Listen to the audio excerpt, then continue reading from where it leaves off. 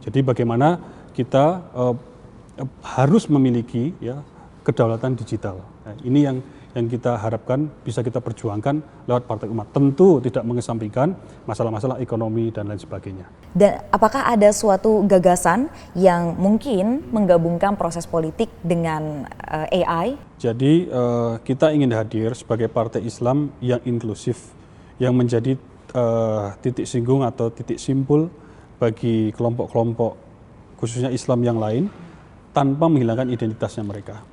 Kalau mengkonsultasikan kepada diktum Quran, ya tidak mungkin kita ini bisa menyatukan. Yang bisa menyatukan hanya Tuhan Yang Maha Esa. Ada pun yang bisa kita lakukan, mengusahakan jalan menuju persatuan. Tapi kita harus redefinisi politik gitu. Karena kalau tidak berjuang lewat politik, ya lewat mana lagi memperbaiki negeri ini.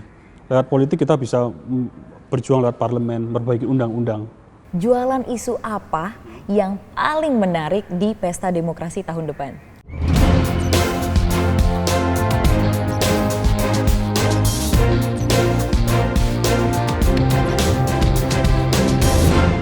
Selamat datang di Voi Talk, mari bicara bersama Voi. Pada kesempatan kali ini saya kedatangan Ketua Umum Partai Termuda, YAP, Ridho Rahmadi. Halo Pak, apa kabar? Alhamdulillah sehat Mbak Dinda. Alhamdulillah. Nah, jadi ini kan sebagai Ketua Umum Partai Umat, begitu, yang termuda, apa tantangan Anda? Ya, tantangan mungkin ada dua ya. Secara internal tentu kita menyesuaikan diri, ya kita mencoba mengintegrasikan diri ya, dengan satu kawan-kawan yang beragam ya. Secara internal kita harus bagaimana supaya membentuk chemistry ya dalam membangun organisasi ini ya. Yang memang kebanyakan kawan-kawan sudah senior ya. Sambil juga banyak anak-anak muda bahkan lebih muda dari saya. Jadi ini satu challenge yang menarik lah, yang mungkin saya tidak temukan di dunia saya sebelumnya, di dunia akademis lah yang relatif homogen, adanya orang baik dan orang baik sekalian gitu dan segala. Di sini ini jadi lebih ada seni ya, seni kehidupannya lebih terasa. Nah, itu secara internal. Secara keluar tentu ya bagaimana kita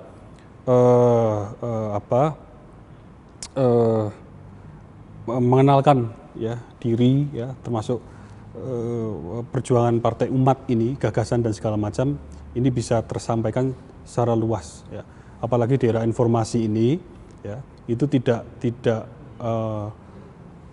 mudah ya kita bisa menyampaikan satu hal itu kemudian dengan cepat diingat atau dengan lama diingat. Itu relatif challenging di situ.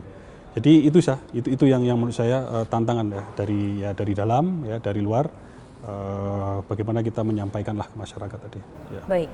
Nah, ini mantan Wakil Ketua Umum Partai Umat, Agung Mauzin, sempat menyatakan bahwa partai politik ini membutuhkan kepakaran dalam bidang teknologi untuk bersaing dengan partai lain tentunya. Nah, maka itu Anda ditunjuk menjadi ketua dengan berbagai prestasi di akademisi, begitu.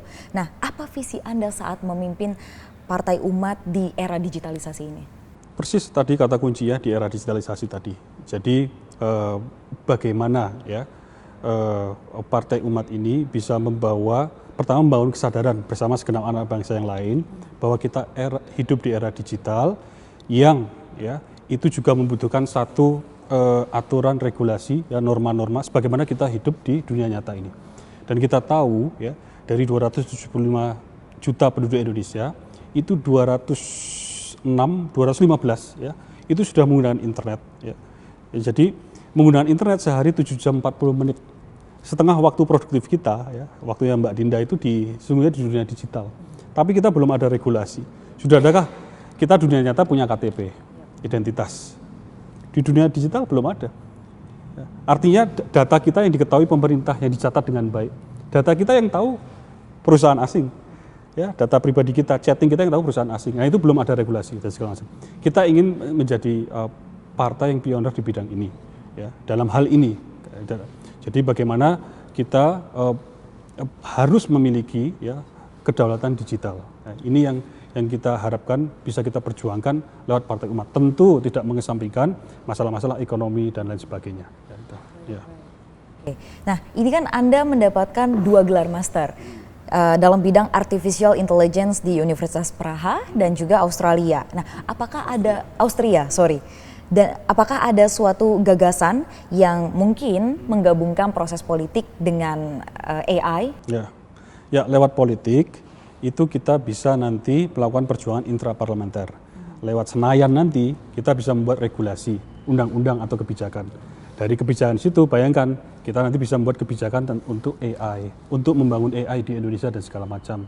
Bahwa umpamanya mari lalu lintas itu diatur dengan AI secara menyeluruh atau secara sebagian besar. Kemudian tambang kita, ya, perikanan kita, semua itu dioptimasi dengan AI dan segala macam. Jadi AI ini suatu kemajuan teknologi, ya, yang sekarang sedemikian maju, sedemikian advance, yang harus kita tidak hanya ikuti, tapi harus kita juga ikut bangun. Karena kita butuh AI yang khas atau yang paham kebutuhan Indonesia. Selama ini kita hanya user, itu mau nggak mau pakai AI yang sudah ada. Dan sepenuhnya itu tidak sepenuhnya cocok. Tidak sepenuhnya sesuai kebutuhan. Bahkan tidak sepenuhnya sesuai dengan budaya kita. Itu bahayanya kan gitu. Jadi contohnya mungkin ya, saya sebut saja ChatGPT ya. ChatGPT ini satu yang sering kita bicarakan. Tapi itu menurut saya masih bisa kita buat yang serupa. Karena itu model AI-nya kan sebenarnya bisa dikembangkan. Jadi perusahaan ini kan hanya mengemas satu model AI terakhir yang mereka latih, istilahnya mereka latih di server mereka sehingga kemudian mencapai satu level tertentu yang kemudian menjadi produk yang bagus. Kita bisa membuat yang serupa, ya, yang lebih paham adab ketimuran, lebih santun ya ketika menjawab dan segala macam, yang lebih deterministik dalam arti untuk pertanyaan-pertanyaan yang berbagai macam, terutama pertanyaan serius itu jawabannya ya satu. Ya, ini sulitnya AI karena AI itu adalah model non-deterministik, stokastik istilahnya. Jadi contoh saja ChatGPT itu kita tanya 3 kali pertanyaan yang sama, jawabannya 3 macam. Ini kan berbahaya untuk pertanyaan yang serius kan gitu. Ya terkait regulasi atau terkait yang sifatnya filosofis atau yang mendasar fundament kehidupan, dia tanya 3 kali nanti jawabannya berbeda, dia ikuti yang mana kan. Nanti kita semakin anak-anak muda kita semakin bingung gitu ya, mengikuti yang mana. Nah, kita bisa membuat model untuk model AI yang sesuai kebutuhan kita. Makanya untuk pertanyaan yang sifatnya pribadi, menyangkut pribadi, sisi-sisi keagamaan seseorang, berikan jawaban pasti dan segala macam. Walaupun ChatGPT bisa dibuat ke arah sana, dia punya contextual memory, tapi tidak by standard gitu ya. Tidak awalnya tidak seperti itu. Intinya begitu Mbak. Jadi kita perlu AI yang sesuai dengan kebutuhan kita, yang tinggi dengan adab ketimurannya, yang tinggi dengan adab-adab yang religius dan segala macam. Ya. Baik, bagaimana dengan gagasan Anda yang mungkin bisa diterapkan untuk penggunaan AI dengan sistem politik yang sedang atau mungkin yang sudah berlaku di Indonesia? Ya, kalau saya membayangkan politik adalah jalan untuk membuka seluas-luasnya untuk AI yang baik ini, untuk AI yang cocok. Ya, jadi mungkin saya shift dikit, saya jawab contoh AI apa yang kita butuhkan ya. Ya, kalau politik jelas fungsinya dalam hal ini saya melihat membuka jalannya, gitu ya. Atau kalau mungkin bisa juga kita gunakan AI untuk memilih calon legislatif yang ini bisa juga ke arah situ, bahkan kriteria capres dan segala macam itu bisa. Tapi mungkin sekarang ya salah satu di antara banyak ide itu saya pernah menginisiasi lah ide ini dengan mahasiswa bimbingan saya dan segala macam, jadi judul penelitian dan segala macam. Kita sekarang hidup dengan chatting itu ya, hampir nggak tahu berapa jam ya setiap hari. Mungkin jarak segini juga chatting gitu kan gitu. Tapi di saat yang bersamaan kita menyadari bahwa bahasa itu mengalami penurunan. Bahasa sekarang itu ada yang disingkat-singkat, ada yang nggak sopan dan segala macam. Jadi terbawa nanti anak-anak muda itu kemudian ketika berkirim pesan kepada orang tua, kepada guru atau kepada yang harusnya lebih dihormati itu tidak terlalu menunjukkan adab-adab itu. Nah, kita bisa menggunakan AI membangun satu platform digital untuk chatting ini, yang kemudian dia memaksa bagaimana caranya apapun yang kita ketikkan kemudian diubah menjadi sesuatu yang santun. Ya, itu contohnya. Jadi mengajari juga, oh ini ada toh bahasa kayak gini, segala macam. Kan dulu banyak tuh kasus yang mau bimbingan kepada dosennya, bimbingan ada di mana Pak gitu kan gitu. Itu kan kayak ya ada di mana bro kan gitu kan, bisa segitu. Ya kalau dosennya seumuran itu ya mungkin atau jarak yang dekat nggak masalah, tapi kan nggak semua itu ya. Nah ini bisa kita perbaiki. Itu mungkin kayaknya nggak remeh-temeh juga. Itu akan sangat praktikal dan bisa memperbaiki adab-adab kita. Contohnya, itu contoh AI yang insya Allah dimanfaatkan untuk membangun nilai-nilai moral dan etika. Itu bagus sekali ya menurut saya. Baik. Menarik ya. Nah, kita kembali ke Partai Umat sendiri yang meski baru berdiri, namun partai ini kan pendirinya merupakan mulai dari tokoh reformasi Amin Rais dan juga MS Kaban, mantan Menteri Kehutanan. Nah, tentu kehadiran partai ini menambah partai Islam di Indonesia. Nah, melihat data Indonesia memiliki 86,7% penduduk Muslim, apa kiranya yang membedakan Partai Umat dengan partai Islam yang lainnya? Ya, baik. Jadi kita ingin hadir sebagai partai Islam yang inklusif, yang menjadi titik singgung atau titik simpul bagi kelompok-kelompok khususnya Islam yang lain tanpa menghilangkan identitasnya mereka. Ketika bergabung atau berjuang bersama Partai Umat atau dalam bentuk apapun ya itu dukungannya, itu masih dengan identitas masing-masing. Ini sesungguhnya semangat pendirian Masyumi tahun 50-an. Bagaimanapun Masyumi waktu itu kalau ikut pemilu 55 yang pertama itu ya, kalau itu sebelum ada yang keluar, ada yang pecah ya, itu jadi pemenang. Ya. Karena waktu itu NU bergabung, Muhammadiyah masuk di Masyumi, NU masuk dan beberapa komponen lain masuk. Nah, kita ingin menghidupkan semangat itu lagi ya.